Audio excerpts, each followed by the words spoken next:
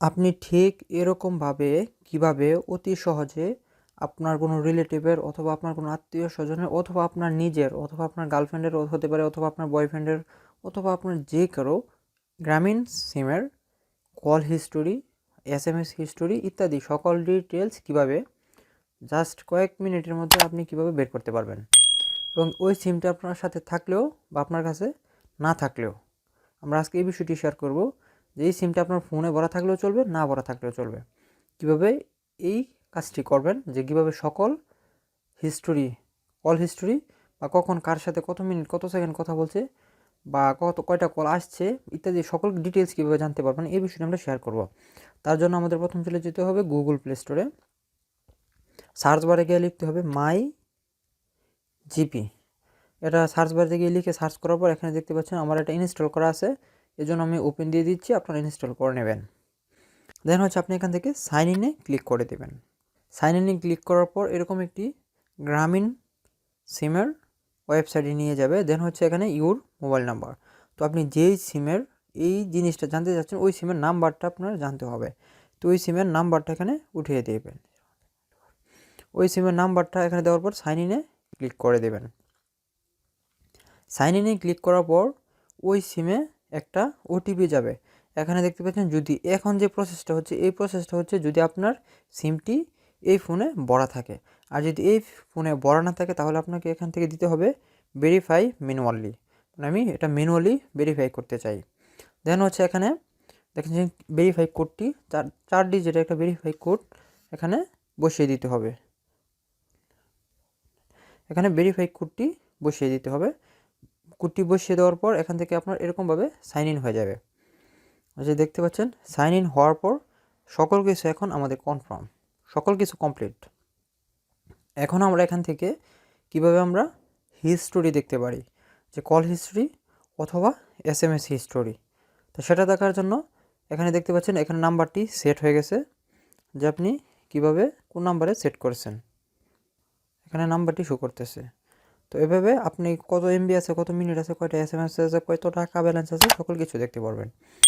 এই কাজটি করার পর আপনি এখান থেকে এখানে দেখতে পাচ্ছেন সি মোর নামে একটি অপশান আছে। তো এখান থেকে আমরা সি মোরে ক্লিক করে দেব। সি মোরে ক্লিক করার পর এই যে এখানে দেখতে পাচ্ছেন কত সুন্দর করে লেখা আছে হিস্টোরি। তো আমরা এখান থেকে হিস্টোরিতে ক্লিক করে দেব, অ্যালাউ। হিস্টোরিতে ক্লিক করার পর এখন আমরা হিস্টোরিতে ক্লিক করার পর কোন হিস্টোরিটা দেখতে চাচ্ছি, এটা হচ্ছে কল হিস্টোরি, এটা হচ্ছে ইন্টারনেট হিস্টোরি, এটা হচ্ছে SMS হিস্টোরি, এটা হচ্ছে রিচার্জ হিস্টোরি, এরকম সকল হিস্টোরি এখান থেকে শো করতেছে। দেন হচ্ছে এখান থেকে আপনি যদি কল হিস্টোরি দেখতে চান তাহলে এখানে কল হিস্টোরিতে ক্লিক করে দেবেন। এখানে কল হিস্টোরিতে ক্লিক করার পর এখানে দেখতে পাচ্ছেন যে সব থেকে অ্যামেজিং একটা ব্যাপার, এখানে কল হিস্টোরির ইনকামিং আউটগোয়িং সকল কল এখানে শো করতেছে। যে দেখেন এখানে লেখা আছে call history is available for 30 দিন, আর আপনি 30 দিনের এখানে ইনকামিং আউটগোয়িং কলগুলো দেখতে পারবেন।